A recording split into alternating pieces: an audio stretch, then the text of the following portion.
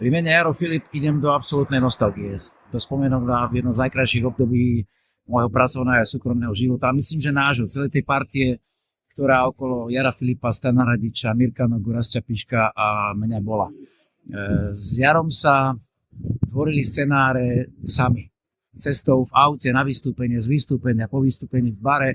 A ešte treba povedať, že Jaro okrem toho, že bol výborný scenarista, tak bol výborný všetko. Bol výborný režisér, výborný muzikant, výborný spevák, výborný herec. No, skrátka, bol veľmi multižánrovo talentovaný.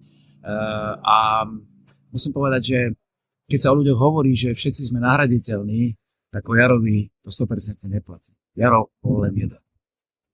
Jedna úžasná Jarová vlastnosť bola tá, že bol trošku ješitný, niekedy na svoj zovňajšok. A raz sa stalo, že sme mali trošku viacej času pred nahrávkou apropos a Jaro sa zastavil u holiča. Ale ten holič to zobral nejako veľmi, aby som protekčne, takže ho poriadne vystrihal a ešte fúzi mu odstrihol, takže keď prišiel na nahrávku, tak vyzeral ako také jahňatko, tak bol veľmi úsmevný. Ale my sme tak našlapovali, akože je taký úsmevný ten Jaro, nebudem mu to hovoriť, aby sa ho to nedotklo. Akurát, že ten večer sa mi nahral Meky Dyrka so svojím anglickým humorom, prišiel do šatne.